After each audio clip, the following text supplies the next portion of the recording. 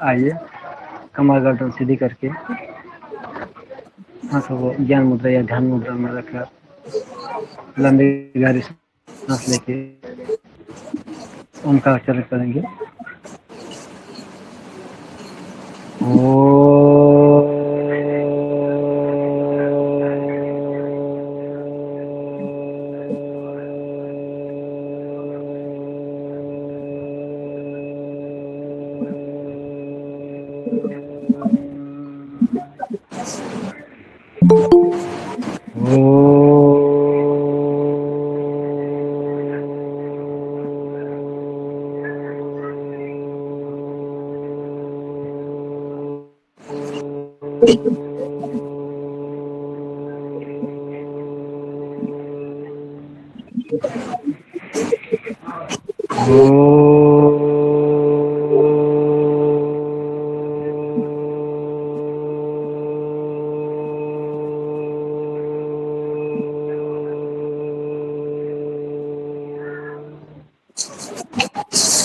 गायत्री महामंत्र।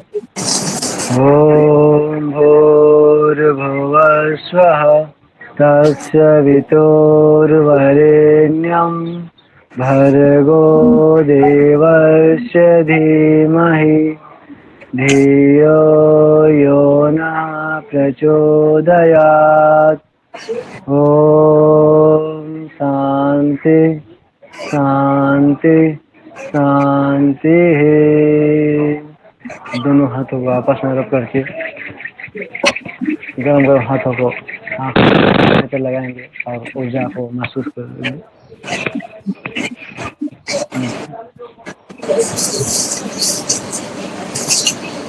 चलिए class start करते हैं। आज से हम अपना नया सब्जेक्ट स्टार्ट कर रहे हैं, general study of pathology. Pathology के बारे में पढ़ेंगे हम, सभी रोगों के बारे में, रोगाणुओं के बारे में, इन्हीं सब के बारे में हम पढ़ेंगे। पुनर्निर्माण वगैरह जो भी कुछ है इसके अंदर जितना भी आ रहा है, किस किस चीजों से रोग उत्पन्न होते हैं, कैसे कैसे होते हैं, और ये आपका लास्ट सब्जेक्ट है। इसके बाद नेक्स्ट मंथ जुलाई में, जुलाई में आपके एग्जाम्स वगैरह हैं, और इसको सभी लोग ध्यान से पढ़ें, पहले से पढ़ के भी आए और फिर एक बार वापस भी पढ़ें। नहीं समझ में आता है तो वीडियो देखो आप, और फिर भी नहीं समझ में आता है तो पूछ लो मेरे से दोबारा, क्वेश्चंस पुट ऑन करो। नहीं तो एक दिन रख लेंगे जिसमें क्वेश्चंस आपको पूछने हैं, वो सारे मैं बता दूंगी। इसमें हम क्या क्या पढ़ेंगे देखो। रोग विज्ञान का परिचय, रोग विज्ञान क्या है, ठीक है। रुग्ण कोशिकाओं का अध्ययन एवं ऊतक के कार्य, पुनर्निर्माण, उत्प्रेरक तत्व, शोध कारण, रोगाणुओं का पनपना, रोग वाहिकाओं, विषय घटना और कोशिकीय प्रत्युत्तर, कैंसर कारक तत्व, सरल एवं घातक सूक्ष्म ट्यूमर के अंतर और श्वसन के संबंधित रोग, साइनस, दमा, श्वसनीय शोध, वात स्फीति, निमोनिया और टीबी। अंतःस्रावी ग्रंथियों से रिलेटेड जो कल हमने पढ़ी थी ना, अंतःस्रावी ग्रंथियां, उनसे रिलेटेड जो भी बीमारियां हैं, उसे मधुमेह, अति पीयूषता, अल्प पीयूषता, अति थायराइड रक्ता, अल्प थायराइड रक्ता, ये सारे डिजीज है। हृदय परिसंचरण से संबंधित रोग, हृदय के जन्मजात रोग, हृदयपात, अपस्फीति, उच्च रक्तचाप एवं निम्न रक्तचाप और रूमेटिक ज्वर। पाचन संस्थान से संबंधित रोग, पौष्टिक वर्ण और अल्सर जठर रोग, कब्ज, दस्त, पीलिया, अल्सरेटिव कोलाइटिस, जलोदर, अमेबियासिस, ग्रेगरिन, गीला एवं गैस और नेक्रोसिस। ये सारी चीज हम इस सब्जेक्ट के अंदर अपने पढ़ेंगे, और सभी ध्यान से पढ़ना क्योंकि ये बहुत काम आने वाली चीज है आप सब लोगों की, है ना। ध्यान से पढ़िएगा, ध्यान से सुनिएगा और फिर वापस रिवाइज कीजिएगा इसको। बहुत इम्पोर्टेंट है ये जो सब्जेक्ट है। रोग विज्ञान का परिचय, आज हम स्टार्ट कर रहे हैं अपना रोग विज्ञान का परिचय।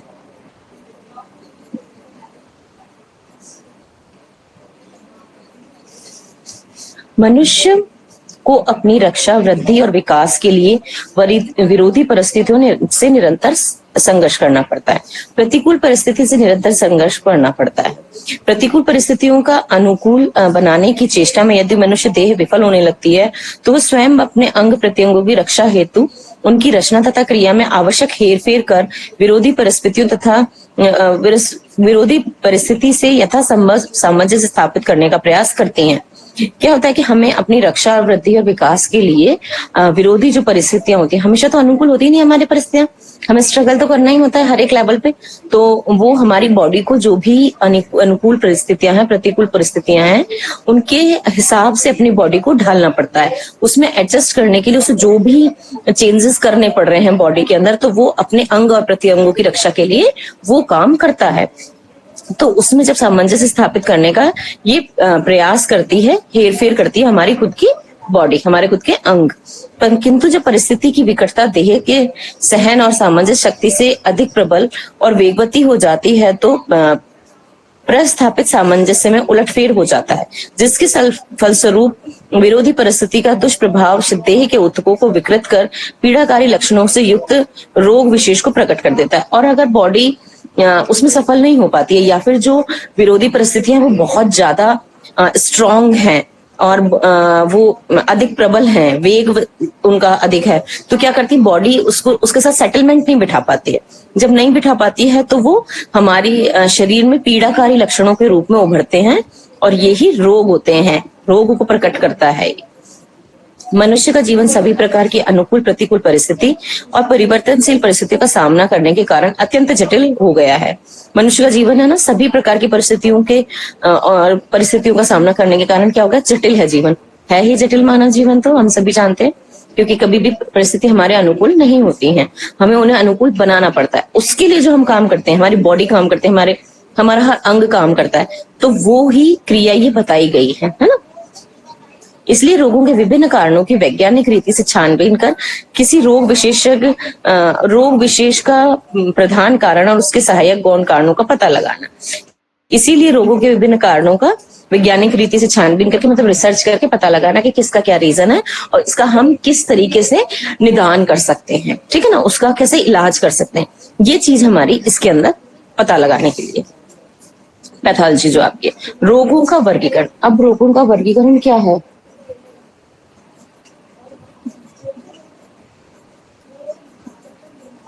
रोग हेतु विज्ञान की दृष्टि से प्राय सभी वंशागत अर्जित रोगों के स्थूल वर्गीकरण का प्रकार संभव है, जैसे कि विकास तथा वृद्धि में त्रुटि होना, भौतिक और रासायनिक द्रव्यों का आघात या प्रहार, पोषण में त्रुटि, रोग सूक्ष्म जीवों का संक्रमण, अबुर्द तथा नवोद्भेदन, न्यू ग्रोथ वगैरह जो भी होती है, कि अलग से अगर कोई न्यू ग्रोथ हमारी बॉडी के अंदर हो, वो भी तो एक बीमारी है ना। रोगों के कारण भी कई प्रकार के होते हैं। पूर्व प्रवर्तक तथा पूर्ववर्ती कारण स्वयं रोगजनक न होते हुए भी मनुष्य की देह को रोग प्रतिरोधक क्षमता को कम करके उसमें संवेदनशीलता या ग्रहणशील बना देते हैं। वो बीमारी नहीं होकर के भी इस तरीके की सिचुएशन ऑकर कर देते हैं हमारी बॉडी के अंदर कि वो हमारी जो इम्यून सिस्टम है उसको हिलाता है और सेंसिटिविटी बढ़ा करके बेमतलब की चीजों को हम एडप्ट करने लग जाते हैं और बीमार हो जाते हैं। तत्कालीन अथवा उत्तेजक कारण रोग के प्रकोप को सहसा भड़का देते हैं। तत्कालिक या उत्तेजक कारण जो भी होते हैं वो रोग को भड़का देते हैं और परजीवी सूक्ष्म जीवाणु शरीर में प्रवेश कर बढ़ते हैं और शरीर को विशेष प्रकार विष उत्पन्न कर स्वयं आक्रामक होकर के रोगकर्ता हो जाते हैं। अब ये जो परजीवी हैं, सूक्ष्म जीवाणु जो हैं, ये हमारी बॉडी के अंदर एंटर करते हैं और जीव विष उत्पन्न करते हैं। हम कहते हैं टॉक्सिन्स बहुत बढ़ गए बॉडी के अंदर, तो वो टॉक्सिन्स क्या इन्होंने बनाए और वो बढ़ा दिया। उसको बढ़ाने से क्या होता है कि फिर ये उत्पन्न कर देते हैं टॉक्सिन्स को और स्वयं वो हो जाते हैं, उग्र हो जाते हैं, आक्रामक हो जाते हैं और रोगकर्ता बन जाते हैं। मतलब हमारे को एक बीमारी देने वाले कारण बन जाते हैं। हम कहते हैं ना कि ये फंगस से, ये बैक्टीरिया से, ये वायरस का रोग है, तो ये सब क्या सूक्ष्म परजीवी परमाणु ही तो है जिनके कारण हमारे को ये सारी चीजें हो रही हैं। सभी प्रकार के कारणों की श्रृंखला का तथा उसके परस्पर संबंध और अपेक्षाकृत बलाबल के अध्ययन द्वारा वातावरण की रोग सहायक प्रवृत्तियों को वश में कर अनेक रोगों का सफल नियंत्रण और उन्मूलन संभव हो चुका है। अभी हमने जो भी रिसर्च वगैरह करी है उनसे इन सब का जो उन्मूलन है या उन पे नियंत्रण है वो संभव हो सका है, सफल नियंत्रण। अब केवल रोग का ही अध्ययन नहीं किया जाता, अपितु समग्र वातावरण संयुक्त मनुष्य का मन शारीरिक अध्ययन करने की और प्रवृत्ति है। अब केवल हम रोगों का ही नहीं करते हैं, अब वो किस कारण से हुआ, वातावरण क्या क्या उसके अंदर रोल है, हमारी बॉडी का उसके अंदर क्या रोल है, जो आसपास का हमारा हमारा मन उसके अंदर कितना बड़ा कारक है, ये सारी चीजों का भी साथ में अध्ययन किया जाता है ताकि पता लगाया जा सके कि किस तरीके से कौन कौन सी चीज इफेक्ट कर रही है। इस कारण समाज मूलक चिकित्सा विज्ञान सोशल मेडिसिन के सिद्धांतानुसार रोग की कारणमाला की विभिन्न लड़ियों का ज्ञान मनुष्य के शरीर, मन तथा समाजगत दोषों के अध्ययन से प्राप्त होता है और उनको दूर करने के प्रयास से ही रोग का निरोधन में सहायता मिलती है। जितनी भी ये चीजें हैं, ये सारी जो इन सबका अध्ययन करा जाता है, शरीर, मन और समाजगत दोष इनसे प्राप्त होता है और इसको दूर करने के प्रयास से ही रोग की निरोधन, मतलब उसको रोकने में हमें सहायता मिलती है। 150-200 वर्ष पूर्व संसार में जीवाणु जन्य संक्रामक रोगों का प्राधान्य इतना अधिक था कि अन्य कायिक और क्रियागत रोगों की ओर वास्तविक ध्यान आकृष्ट ही नहीं हो सका। विकसित और समृद्ध देशों के संक्रामक रोगों का सफल नियंत्रण हो जाने पर अन्य रोगों की रोकथाम का प्रयास संतोषपूर्ण ढंग से हो रहा है और अब वृद्धावस्था के रोगों की समस्या पर विशेष ध्यान दिया जा रहा है। पहले तो जो ये जीवाणु जन्य संक्रामक रोग होते थे वो इतने ज्यादा जोर से थे, इतने ज्यादा होते थे, जैसे हम कहते हैं ना कि महामारी के रूप में फैलते थे कि कुछ और उनका अध्ययन करने का कोई वो ही नहीं होता था कि किस तरीके से इनका अध्ययन करा जाए या क्या किया जाए। पर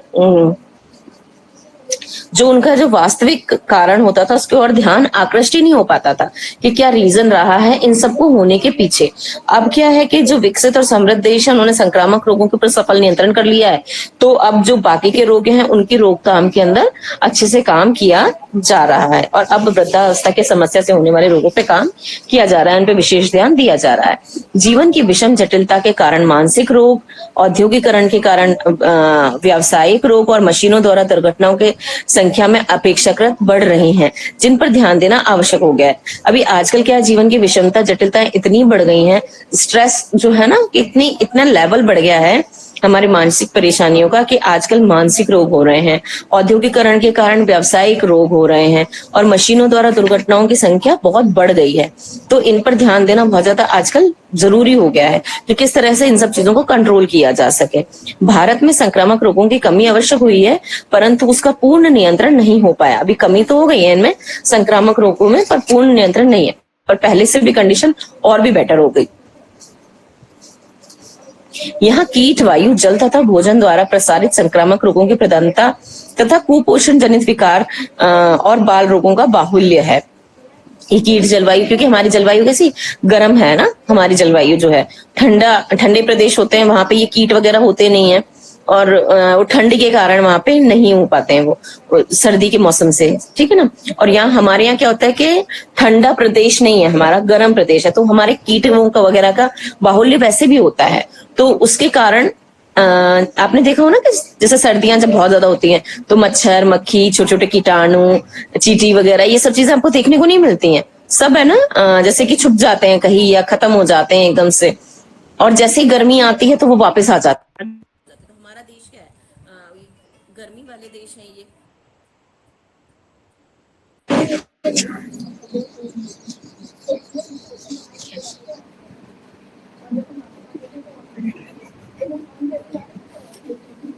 ये गर्मी वाले देश हैं, इसलिए यहाँ पे हमारे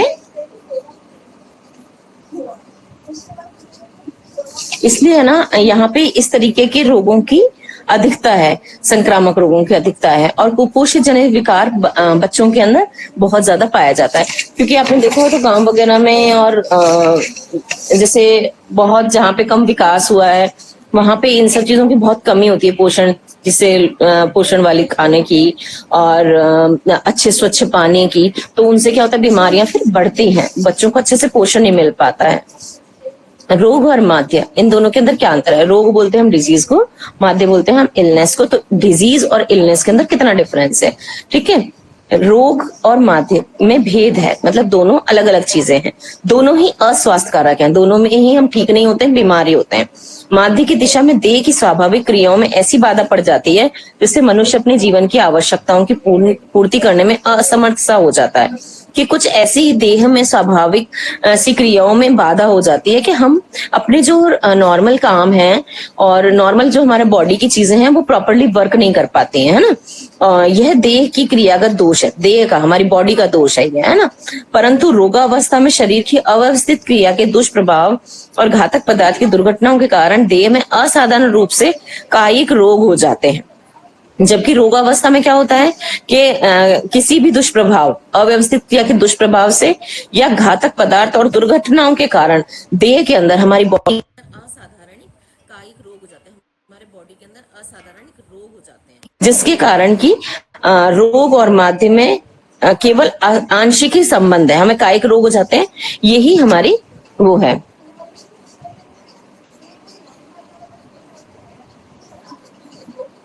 एक मिनट सर।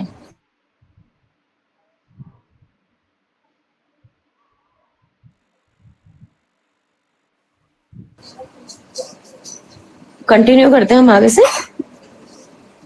इस कारण रोग और माध्य में केवल आंशिक संबंध है, रोग से माध्य होना आवश्यक नहीं है और माध्य के बिना रोग संभव नहीं है। रोग भी संभव है, रोग में माध्य होना हो ये जरूरी नहीं है, और माध्य के बिना भी रोग हो सकता है। शरीर क्रिया विज्ञान, रसायन विज्ञान और प्राणी विज्ञान के माध्य के समस्त जटिल कारणों को प्रकट करने में असमर्थ है।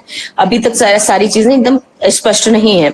यह अब स्पष्ट हो गया है कि केवल क्रियागत दोषों से ही उत्पन्न माध्य ही नहीं, अपितु देह के अनेक कायिक रोगों का मूल सामाजिक और पारिवारिक तथा औद्योगिक दुसामंजस्य, आर्थिक अरिष्टता या आहार संबंधी हीनता द्वारा संचित होता रहता है। इसी कारण मनुष्य के स्वास्थ्य, सुख सुविधा और दक्षता के लिए क्रियागत दोष, कायिक रोग, मानसिक अस्थिरता और सामाजिक अव्यवस्था का विज्ञान मूलक अनुभव सिद्ध उपचार होना चाहिए।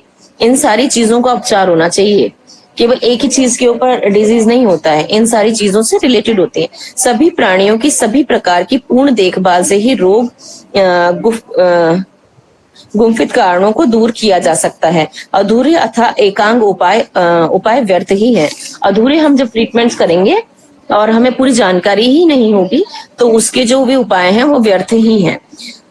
जानपदिक रोग व्यक्तियों और आबादियों के स्वास्थ्य और बीमारी को प्रभावित करने वाले कारकों का अध्ययन है और सार्वजनिक स्वास्थ्य और निवारक दवाओं से संबंधित हस्तक्षेप के आधार पर और तर्क के रूप में सेवा देता है। स्वभावजन्य चिकित्सा साइको सोशल व्यवहारवाद के विकास और एकीकरण तथा स्वास्थ्य और बीमारियों की प्रासंगिक जैव चिकित्सा विज्ञान के संबंध चिकित्सा का एक अंतर विषयक क्षेत्र है। नैदानिक वैश्विक छाप पैमाना और मानसिक प्रकृतियों वाले रोगियों में उपचार की प्रतिक्रिया का आंकलन किया जाता है। इसके सुधार पैमाने को आधारभूत अवस्था में किसी रोग की बीमारी में आए सुधार या मर्ज को बढ़ाने की दर निर्धारण करने के लिए चिकित्सक आवश्यकता होती है। मानसिक भ्रम और सक्रियता में कमी पुरानी बीमारी की ओर बढ़ जाने का संकेत दे सकता है। रोग के कारक, अब रोगों के कारक क्या हैं हम उसके बारे में पढ़ेंगे।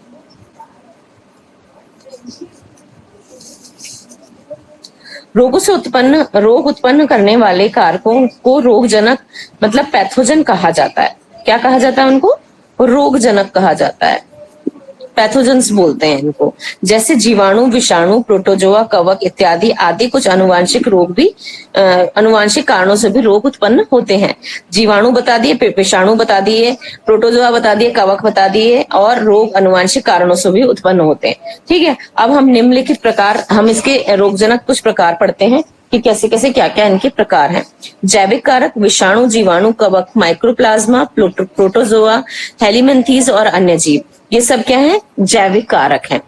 पौष्टिक तत्वों की कमी, प्रोटीन, कार्बोहाइड्रेट, वसा, खनिज और विटामिनों की कमी, इनसे होने वाली बीमारियां।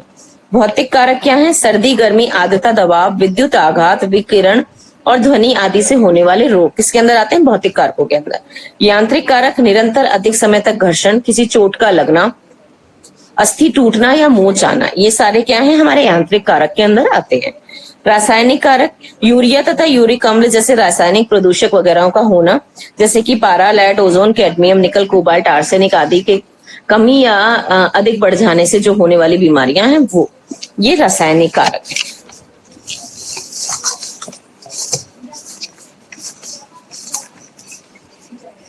पदार्थों की अधिकता। अभी कभी कभी क्या होता है ना कि जरूरी नहीं है कि कोई ऐसे ही कारण हो, कभी कभी किसी चीज की अधिकता भी ऐसी हो जाती है कि उससे भी हम बीमार हो जाते हैं। जैसे कि अधिक भोजन खाने से, हार्मोनों के अधिक स्राव से, प्रदूषण की अधिकता से भी रोग उत्पन्न हो जाते हैं। तो ये भी एक रीजन है कि जिसके कारण बीमारियां हो जाती है, हमारे शरीर में रोग हो जाते हैं। रोगजनक किन्हें कहा जाता है, इसके बारे में पढ़ते हैं। पैथोजेंस मतलब रोगजनक उन्हें कहा जाता है जिनके कारण कई तरह की बीमारियों का जन्म होता है। ऐसी चीजें जिनके कारण किसी भी बीमारी का जन्म होता है उन्हें क्या कहते हैं? पैथोजेंस कहते हैं। मींस रोगजनक कहा जाता है उनको। इनमें विषाणु, जीवाणु, कवक, परजीवी आदि आते हैं। यह किसी भी जीव में, पेड़ पौधे में या अन्य सूक्ष्मजीवों को बीमार कर सकते हैं और मानव में जीवों का कारण होने वाले रोगों को भी रोगजनक रोगों के रूप में माना गया है। इन सब के कारण से जो भी मानव के अंदर बीमारियां होती हैं उनको भी रोगजनक रोगों के रूप में जाना जाता है। ठीक है। जीवाणु क्या है? ज्यादातर जीवाणु या बैक्टीरिया जो लंबाई में 0.15 से 7 माइक्रोमिलीमीटर के बीच हो सकते हैं। मतलब ये दिखाई नहीं देते हमें, इतने बारीक होते हैं, इतने छोटे होते हैं, और ये हमें केवल उसी से दिखेंगे माइक्रोस्कोप से। मानव के लिए हानि रहित या फायदेमंद हो सकते हैं। कुछ हानि रहित होते हैं, मतलब उनका कोई कुछ इफेक्ट ही नहीं है हमारी बॉडी के ऊपर। कुछ ऐसे होते हैं जो फायदेमंद भी होते हैं हमारे लिए। हालांकि जीवाणुओं की छोटी सूची में कुछ रोगजनक जीवाणु भी आते हैं, पर एक ऐसी छोटी सी लिस्ट है, इसके अंदर कुछ ऐसे होते हैं जिनसे रोग भी उत्पन्न होते हैं, जो संक्रामक रोगों का कारण बनते हैं। ऐसे जीवाणु कई तरीके की बीमारी पैदा कर सकते हैं। इनमें से एक का तरीका है जिसमें वे जीव की कोशिकाओं को सीधे प्रभावित करते हैं। एक जीवाणु के बारे में बता रहे हैं कि ये सीधे उसकी कोशिका को प्रभावित करते हैं और ऑक्सीडेंट एंडोटॉक्सिन का उत्पादन करते हैं, जो उस जीव की कोशिका को नुकसान पहुंचाती है और हमारी रोग प्रतिरोधक प्रणाली को ऐसा दिखाती है कि वह कोशिका खराब हो चुकी है। जो हमारी रोग प्रतिरोध, हमारे जो इम्यून सिस्टम है उसको ये शो कर देती है वो कि ये है ना बेकार कोशिका है, खराब हो चुकी है। तो वो ही हमारी बॉडी ही उसको जो हमारी इम्यून सिस्टम है वो ही उसको हटा देता है। तो काम ऐसा उल्टा काम करवा देती है हमारी बॉडी से। इस तरीके का डायरेक्ट सेल पे काम करके काम करती है। कवक या फफूंद क्या होती है? कवक या फफूंद एक प्रकार का जीव है जो सुकेंद्रित होते हैं और रोगजनक के रूप में कार्य करते हैं। ये रोगजनक के रूप में कार्य करते हैं। अब लगभग 300 ज्ञात प्रजातियों का पता चल चुका है। जो हमारे कवक हैं, ये फफूंद जो हैं, वो 300 से ज्यादा ज्ञात प्रजातियां हैं हमारे पास की जो बीमारियां फैलाती हैं और मनुष्य में रोगजनक का कार्य करते हैं। आमतौर पर कवक बीजाणुओं का आकार 4.7 माइक्रोमीटर होता है, मीटर से भी कम होता है। हालांकि कुछ इससे बड़े आकार के भी होते हैं। कुछ तो है होते हैं 4.7 माइक्रो मिलीमीटर और कुछ का उससे भी कम होता है आकार, और कुछ बड़े आकार के भी होते हैं। प्रायन क्या होते हैं? प्रायन उल्टे पुल्टे गलत तरीके से मुड़े हुए प्रोटीन होते हैं। प्रायन क्या है?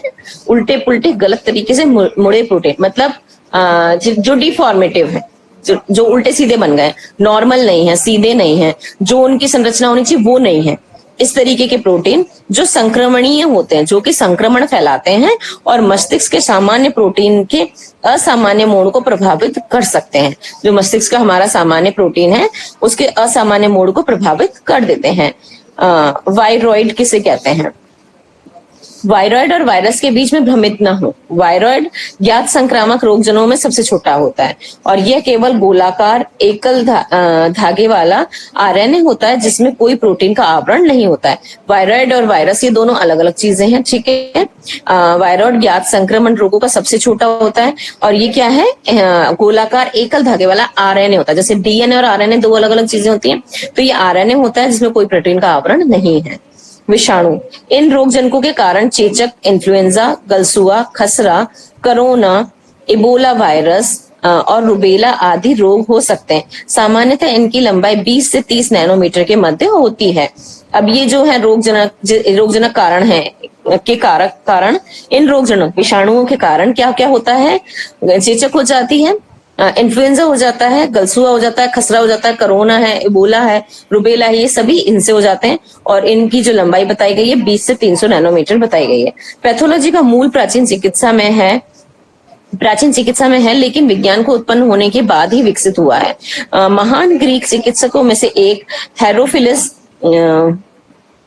एरा स्ट्रेस के साथ शारीरिक विकृति और शव परीक्षा के लिए एक शुरुआत प्रदान करी उन्होंने, और उन्होंने 30 से 40 वर्षों की अवधि में पहला वैज्ञानिक मानव शव विच्छेदन किया था।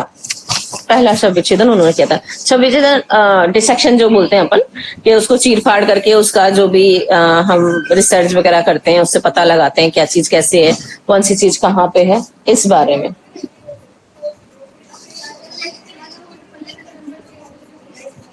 रुग्ण कोशिका का अध्ययन एवं ऊतक कार्य। कोशिका सजीवों के शरीर में की रचनात्मक और क्रियात्मक इकाई है और प्राय स्वतः जनन की सामर्थ्य रखती है। यह विभिन्न पदार्थों की वह छोटा से छोटा संगठित रूप है जिसमें वह सभी क्रियाएं होती हैं जिन्हें सामूहिक रूप से हम जीवन कहते हैं।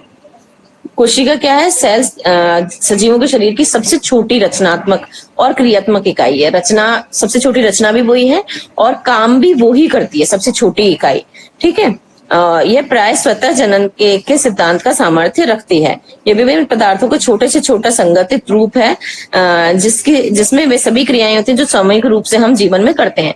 इसमें हर वो छोटी से छोटी क्रिया होती है जो हम सामूहिक रूप से अपने जीवन के अंदर करते हैं।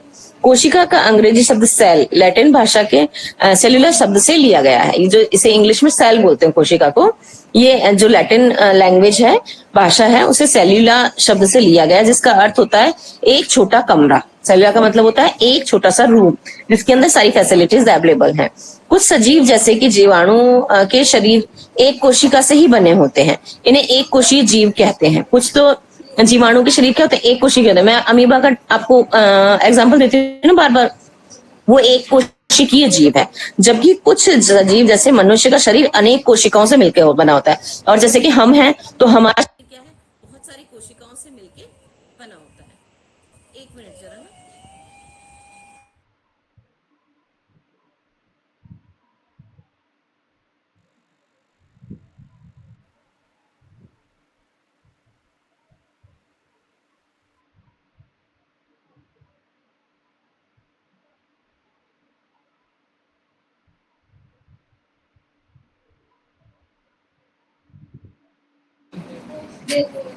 कंटिन्यू करते हैं इसके आगे हम। अब ये हमने पढ़ लिया कि ये क्या है? सेल लैटिन भाषा से आया है। इसका मतलब होता है एक कमरा जिसके अंदर सारी की सारी व्यवस्थाएं हैं। और जो एक कोशिका से बने जीवाणु होते हैं हम उन्हें क्या कहते हैं? एक कोशिकीय जीव। जो मैं एग्जांपल देती हूँ हमेशा अमीबा वगैरह। और हम क्या होते हैं? बहुकोशिकीय जीव। हमारे अंदर बहुत सारी कोशिकाएं होती है, क्योंकि हम तो एक कोशिका से तो मिलकर बने नहीं है। हमारे अंदर तो लॉट्स ऑफ कोशिकाएं होती हैं जिनसे कि हमारी बॉडी का निर्माण होता है, और उन्हें बहुकोशिकीय सजीव कहते हैं। और हम क्या है? बहुकोशिकीय सजीव। कोशिका की खोज रॉबर्ट हुक ने की थी। अंडरलाइन कर लो इसको। कोशिका की खोज किसने की थी? रॉबर्ट हुक ने की थी। और ये क्या है? हिंदी में मुझे नहीं आती ये गिनती, कि इस वाले ईस्वी में किया गया था, और इसमें श्लाइडेन तथा श्वान ने कोशिका का सिद्धांत प्रस्तुत किया था। ये सारा ही अंडरलाइन कर लो। और ये भी अंडरलाइन कर लेना कि कोशिका का जो अंग्रेजी शब्द है सेल, ये लैटिन भाषा सेल्यूला से आया, जिसका अर्थ एक छोटा कमरा है। इसको भी कर लेना। और जो सेल की जो डेफिनेशन है सबसे ऊपर जो हमने पढ़ी, कोशिका सजीवों का संरचनात्मक और क्रियात्मक इकाई है, इसे भी अंडरलाइन करो, ये भी इंपॉर्टेंट है। ठीक है। शेल्डाई और श्वान ने कोशिका का सिद्धांत प्रस्तुत किया, जिसके अनुसार सभी सजीवों का शरीर एक या एकाधिक कोशिका से मिलकर बना होता है। कि सभी का शरीर क्या है? एक या एक से अधिक कोशिकाओं से मिलकर बना होता है, और तथा सभी कोशिकाओं की उत्पत्ति पहले से उपस्थित किसी कोशिका से ही होती है। हर एक कोशिका की उत्पत्ति कैसी होती है? किसी न किसी कोशिका से ही होती है। सजीवों की सभी जैविक क्रियाएं कोशिकाओं के भीतर होती हैं। जितनी भी जैविक क्रियाएं हैं वो कोशिकाओं के भीतर ही होती हैं। कोशिकाओं के भीतर ही आवश्यक अनुवांशिक सूचनाएं होती है जिनसे कोशिकाओं का कार्यों का नियंत्रण होता है, और ये सूचनाएं अगली पीढ़ी को कोशिकाओं में स्थानांतरित होती रहती है। आविष्कार और अनुसंधान का इतिहास। क्या क्या अनुसंधान और आविष्कार का इतिहास है इसके बारे में पढ़ते हैं हम। रॉबर्ट हुक ने 1665 में बोतल की कार्क की एक पतली परत के अध्ययन के आधार पर मधुमक्खी के छत्ते जैसे कोष्ठ देखे और इन्हें कोशा नाम दिया। रॉबर्ट हुक ने 1665 में किया था।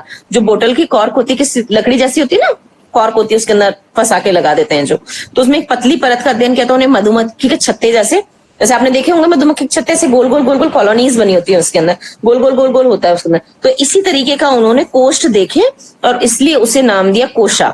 तथा यह तथ्य उनकी पुस्तक माइक्रोग्राफिया में छपा है। रॉबर्ट हुल ने कोशा वित्तियों के आधार पर कोशा शब्द का प्रयोग किया था। 1674 में एंटोनी वॉक ल्यूवेन हॉक ने जीवित कोशा का सर्वप्रथम अध्ययन किया था। उन्होंने जीवित कोशिका को दांत की खुरचनी में देखा था। उन्होंने दांत की खुरचनी के अंदर जीवित कोशिकाएं देखी थी। जो प्लैग होता है ना हमारे दांत के अंदर, जो कीटाणु ये हमें दांतों की बीमारियां उत्पन्न करता है, प्लैग हम कहते हैं ना, दांतों की खुरचन, उससे उन्होंने देखा था जीवित कोशिका को। उसके अंदर उन्होंने माइक्रोस्कोप से जांच वगैरह करके ऐसा कुछ निकाला होगा। 1831 में रॉबर्ट ब्राउन ने कोशिकाओं में केंद्रक और केंद्रिका का पता लगाया था। 1831 में, सारी चीजें ध्यान से अंडरलाइन करते जाना। तद्रोचित नामक वैज्ञानिक ने 1824 में कोशिका सिद्धांत सेल थ्योरी प्रस्तुत की थी, परंतु इसका श्रेय वनस्पति विज्ञान शास्त्री श्लाइडेन और जंतु विज्ञान शास्त्री श्वान को दिया जाता है। उन्होंने ठीक प्रकार से कोशिका सिद्धांत को 1849 में 1839 में प्रस्तुत किया और बतलाया कि कोशिकाएं पौधों और जंतुओं की रचनात्मक इकाई होती हैं। उन्होंने लास्ट में जो इनको जो दिया गया ना इसका श्रेय श्लाइडेन और श्वान को, क्योंकि इन्होंने ढंग से बताया और ये भी बताया कि कोशिका और पौधों की जंतुओं की कोशिकाएं पौधों तथा जंतुओं की रचनात्मक इकाइयां हैं। ये सबसे पहले इन्होंने ही बताया था। ठीक है। 1855 में रुडोल्फ वॉर्चो ने विचार रखा कि कोशिकाएं सदा कोशिकाओं के विभाजन से ही पैदा होती हैं। उन्होंने क्या विचार रखा कि कोशिकाएं केवल कोशिकाओं के विभाजन से ही पैदा होती हैं। 1953 में वॉटसन और क्रिक ने डीएनए के डबल हेलिक्स रचना की पहली बार घोषणा करी। 1981 में लिन मार्गुलिस ने कोशिका क्रम के विकास में सिबियोसिस का शोधन पत्र प्रस्तुत किया। हर बार क्या होता है ना कि सब लोग रिसर्च करते जाते हैं और नई चीजें निकल के सामने आती हैं, तो शोध पत्र बनते रहते हैं कि इसमें ये सही किया गया, ये करेक्शन हुआ, अब इसमें इस चीज की और बढ़ोतरी करी गई, ये चीज और देखी जा रही है, ये सारी चीजें, तो वो शोध पत्र के अंतर्गत आती है रिसर्च में। 1888 में वॉल्डेयर ने गुणसूत्र क्रोमोसोम्स का नामकरण किया था। 1883 में ईस्वी में स्विम्पर ने पर्णहरित का नामकरण किया। पर्णहरित क्या है? ये क्लोरोप्लास्ट जो होता है हमारा, क्लोरोप्लास्ट, उसके बारे में उन्होंने बताया था, नामकरण किया था उसका। 1982 में विजमैन ने सोमेट्रोप्लाज्म और जर्मप्लाज्म के बीच में अंतर बताया था। 1955 में जीई पैलेड ने राइबोसोम्स की खोज की थी। अब ये सारी जितनी भी खोज और अनुसंधान हुए उसके बारे में यहाँ पे डिस्क्राइब किया गया है। बस ध्यान रखने योग्य बातें, बहुत ज्यादा इंपॉर्टेंट सारी चीजें तो नहीं है इसमें। कोशिकाएं दो प्रकार की होती हैं, प्रोकैरियोटिक और यूकैरियोटिक। प्रोकैरियोटिक और यूकैरियोटिक दो तरह की हमने सेल्स बताई हैं। अब प्रोकैरियोटिक कोशिकाएं कैसी होती हैं? प्राय स्वतंत्र होती हैं, जबकि यूकैरियोटिक कोशिकाएं कैसी होती हैं? बहुकोषी प्राणियों में पाई जाती हैं। प्रोकैरियोटिक कोशिका में कोई स्पष्ट केंद्रक नहीं होता है और इनमें पाए जाने वाले अल्पविकसित केंद्रक को केंद्रकाभ कहते हैं, जो कोशिका द्रव्य में बिखरे होते हैं। इस प्रकार की कोशिका जीवाणु और नीली हरी शैवाल में पाई जाती है। सभी उच्च श्रेणी के पौधे और जंतुओं में यूकैरियोटिक प्रकार की कोशिका पाई जाती है। हम क्या है? हम उच्च श्रेणी के, तो हमें क्या है? यूकैरियोटिक प्रकार की। जो एक कोशिकी जीव वगैरह होते हैं वो क्या होते हैं? प्रोकैरियोटिक कोशिकाएं होती हैं। सभी यूकैरियोटिक कोशिकाओं में संगठन केंद्रक पाया जाता है और एक आवरण ढका होता है। अब इसमें OHW आपका होमवर्क ये है कि इसको अलग अलग लिखना है आपको। कोशिकाएं कितने प्रकार की, सबसे पहले लिखना है कोशिकाएं क्या होती हैं। क्वेश्चन लिख लो सब लोग। कोशिकाएं क्या होती हैं, कितने प्रकार की होती हैं, और दोनों प्रकार की कोशिकाओं के अंदर प्रोकैरियोटिक और यूकैरियोटिक के अंदर डिफरेंस लिखना है। डिफरेंस आपको सारणी बनानी है उसकी टेबल जैसे एक तरफ प्रोकैरियोटिक लिख दिया और एक तरफ यूकैरियोटिक लिख दिया, और उसका डिफरेंस करके सारणी बना के सब लोग ये मेरे को भेजेंगे फिर। ठीक है ना? कल 5 बजे से पहले जी, मैम और एक बात क्वेश्चन बता दीजिए। क्वेश्चन ये है कि कोशिका क्या है, ठीक है, उसमें कोशिका की डेफिनेशन लिखेंगे आप। फिर है कि कोशिका कितने प्रकार की होती हैं, उसमें आप लिख देंगे कितने प्रकार की हैं। फिर उसके बाद में है कि प्रोकैरियोटिक और यूकैरियोटिक के अंदर अंतर क्या है, तो उसमें आप क्या करोगे, सारणी बनाओगे। दोनों साइड, ऊपर इधर लिख दिया प्रोकैरियोटिक, इधर लिख दिया यूकैरियोटिक, बीच में लाइन डाल दी, इधर नंबर डाल दिया 1 2 3। प्रोकैरियोटिक में ये होता है, यूकैरियोटिक में ये होता है, प्रोकैरियोटिक में ये होता है, यूकैरियोटिक में ये होता है। ये डिफरेंसेस लिखने हैं अलग अलग तरीके से सारणी बना के, और ये फिर आप फोटो खींच के मेरे को भेजेंगे सारे कल 5 बजे से पहले, ठीक है। ये होमवर्क है आप सबका। मैम ये जो लिखा है प्रोकैरियोटिक सेल्स, ये बहुकोषीय प्राणी मतलब हम लोगों में है। स्वतंत्र होती हैं ये तो। यूकैरियोटिक कोशिकाएं बहुकोशिकीय, यूकैरियोटिक होती है बहुकोशिकीय के अंदर। देखो पढ़ो आप, ये बिल्कुल क्लियर है। जबकि यूकैरियोटिक कोशिकाएं बहुकोशिकीय प्राणी में पाई जाती हैं, है ना, और प्रोकैरियोटिक कोशिकाएं स्वतंत्र होती हैं, ठीक। ये हम आपको इसके अंदर डिफरेंस करके इसीलिए दिया है मैंने ये, क्योंकि सेल एक इंपॉर्टेंट टॉपिक है, ये आप सबको याद होना चाहिए। जब तक आप एक बार लिखोगे नहीं आपको याद नहीं होगा, इसीलिए मैंने सेल के बारे में इधर लिखवा दिया है कि सेल क्या है। तो जहां आप सेल की डेफिनेशन लिखेंगे उसके बाद में सेल के बारे में लिखिएगा कि सेल, इसने एक लैटिन वर्ड इससे लिया है, क्या है, सेल्यूला से लिया गया है। इसका अर्थ क्या होता है और ये क्या क्या है, इसकी एक कोशिका से बने हैं, 2 कोशिका, इसके बारे में थोड़ा सा ये लिखना भी है आपको। जब हम डेफिनेशन लिखेंगे ना सेल की, उसके बारे में थोड़ा सा उसके बारे में डिस्क्राइब भी कर देना नीचे। ऊपर लिख देंगे इसका डेफिनेशन, डेफिनेशन के बारे में नीचे लिखेंगे थोड़ा सा, फिर उसके बाद में सेल के प्रकार, फिर उसके बाद में प्रकारों का डिफरेंस। ऐसे करके 1 पेज में या 2 पेज में जितना भी आपका आता है उसका फोटो खींचो और मेरे को डाल दो या ग्रुप में डाल दो, ठीक है। सभी का आना चाहिए, ठीक है। ये कोशिका संरचना, कोशिका संरचना क्या होती है, यहाँ पे हमारे पास पिक्चर है कोशिका संरचना की, नहीं ये भी आपको है ना, कोशिका का चित्र भी बनाना है। गूगल पे जाना, आप सर्च करना और आपको कोशिका का बड़ा सुंदर चित्र मिलेगा, ठीक है। सभी लोग कोशिका का चित्र भी बनाएंगे, उसके अंदर लेबल डायग्राम, मेन जो चीजें हैं उसका आउटलाइन वगैरह, उसके बारे में, उसका केंद्रक कहाँ है, केंद्रक कैसा है, माइटोकॉन्ड्रिया वगैरह, ये सारी चीजें, कोशिकीय द्रव्य है, वो सारी चीजें करके एक छोटा सा नॉर्मल, कलर करो या नहीं करो कोई मीनिंग नहीं है। आप कलर करते हो तो बहुत अच्छा है, आपको खुद को सुंदर लगेगा, नहीं करोगे तो कोई बात नहीं है, उसका कोई मार्क कट नहीं होगा, बट आप उसको थोड़ा सा बनाना ताकि आपको भी समझ में आएगा कि ये चीज ये है, ये केंद्रक है, ये कोशिकीय द्रव्य है, ये इसकी आउटलाइन है हमारी कोशिका की, आपको पता चलेगा। तो कोशिका की जो है हमारा, उसका एक सेल का डायग्राम भी बनाना है। हमारे पास यहाँ पे सेल डायग्राम नहीं दिया गया है, मैं हो सकेगा तो डाल दूंगी, नहीं तो आप पहले आप बनाइए, फिर कितना किसका करेक्ट है नहीं है मैं देखती हूँ, ठीक है। गूगल पे देखेंगे सबका करेक्ट ही होगा, ठीक है, अच्छे से देख के करिएगा। कोशिका संरचना, कोशिकाएं सजीव होती हैं और वे सभी कार्य करती हैं जिन्हें सजीव प्राणी करते हैं। इनका आकार अति सूक्ष्म और आकृति गोलाकार, अंडाकार, स्तंभाकार, रोमक युक्त, कशाभिका युक्त, बहुभुजीय आदि प्रकार की होती हैं। ये जेली जैसे एक वस्तु द्वारा घिरी होती है, ठीक है। इसके आवरण को कोशिका आवरण कहते हैं। अब देखो इसमें आती जा रही है ना संरचना के अंदर क्या क्या चीज है, कोशिका आवरण कहते हैं हम। सेल मेम्ब्रेन या कोशिका झिल्ली या कोशिका आवरण, इनमें से हम उसे कुछ भी कह सकते हैं।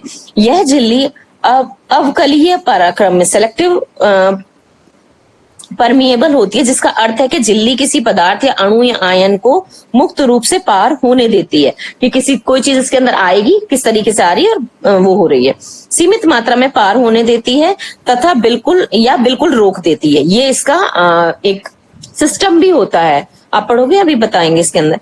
और इसमें कभी कभी जीव द्रव्य कला मतलब प्लाज्मा मेम्ब्रेन भी कहा जाता है, और इसके भीतर निम्नलिखित संरचनाएं होती हैं। देखो क्या क्या संरचनाएं होती हैं कोशिका की संरचना के अंदर। केंद्रक या केंद्रिका, केंद्रक भी बोल सकते हैं उसको, केंद्रिका भी बोल सकते हैं। जीव द्रव्य, गोल्गी सम्मिश्रण मतलब गोल्गी यंत्र, कणाभ सूत्र, अंतरव द्रव्य डालिका, गुण सूत्र जो पितृसूत्र होते हैं या जीन एवं जीन, राइबोसोम्स और सेंट्रोसोम्स और लवक। ये सारी 8 चीजें एक कोशिका के अंदर, कोशिकीय संरचना के अंदर होती हैं। कुछ खास भिन्नताओं को छोड़कर सभी प्रकार की कोशिकाएं, पादप एवं जंतु कोशिका की संरचना लगभग एक जैसी होती है। कुछ जो चीजें होती हैं कुछ खास चीजें, कुछ खास तरीके की कोशिकाओं में जिनका स्पेशल काम होता है, उनको छोड़ के बाकी सारी जो कोशिकाएं सभी लगभग एक जैसी ही होती हैं। ये सजीव और निर्जीव दोनों तरह की इकाइयों से मिलकर बनी होती है। एक सामान्य कोशिका या प्रारूपिक कोशिका के मुख्य 3 भाग होते हैं। मुख्य 3 भाग कौन कौन से हैं? कोशिका वर्ण, कोशिका द्रव्य एवं केंद्रक। ठीक है, अभी कोशिका द्रव्य केंद्र के बारे में मैंने बताया ना।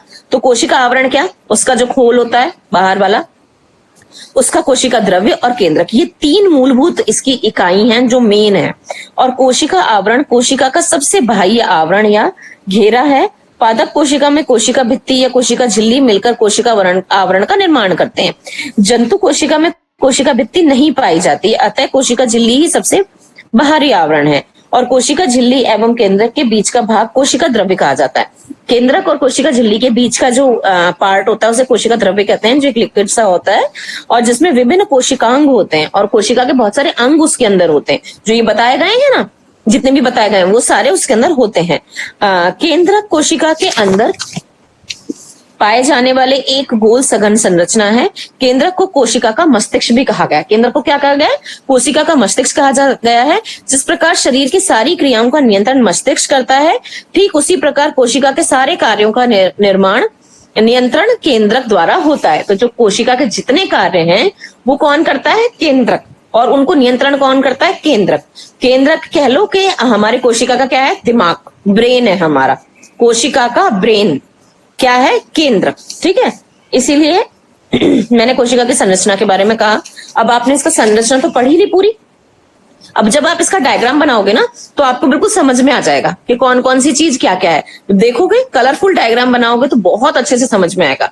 कलरफुल डायग्राम ही सर्च करना, आपको बहुत अच्छी सी पिक्चर बन जाएगी। नहीं तो मैं ग्रुप में एक डाल दूंगी कोशिका वाली पिक्चर, आप सब उसको देखना, बहुत क्लियर है, एक एक चीज समझ में आएगी। क्योंकि ये सेल सबसे बड़ी सबसे मेन इकाई है हमारी बॉडी की, क्रियात्मक और रचनात्मक, है ना।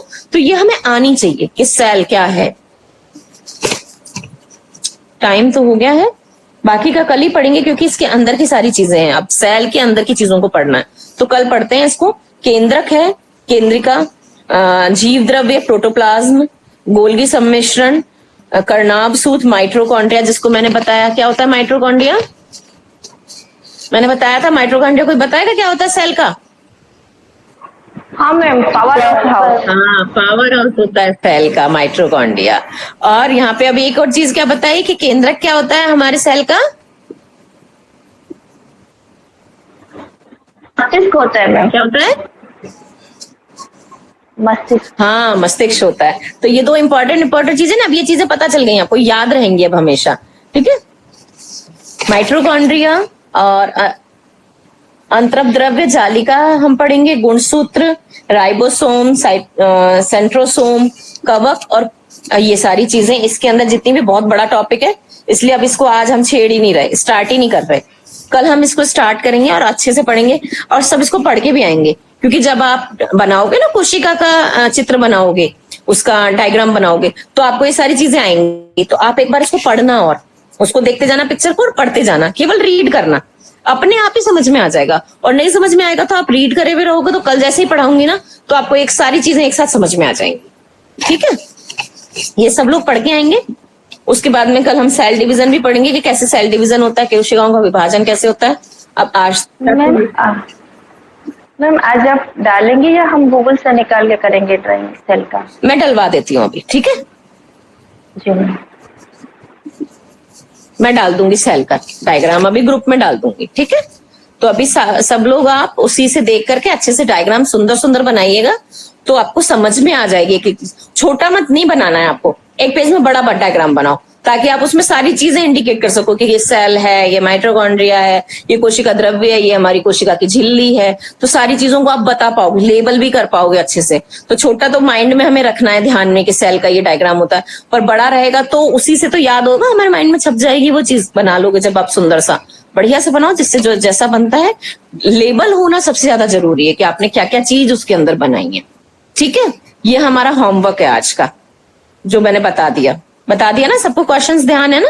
सब लोग करके और ग्रुप में डालिएगा या फिर मुझे भेजिएगा पर्सनली। ठीक है,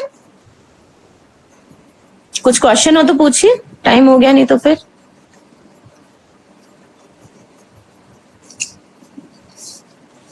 मैम रोग का डेफिनेशन, जो रोग का डेफिनेशन थोड़ा फिर से बता दीजिए। फिर से बताऊं रोग का? हाँ मैम।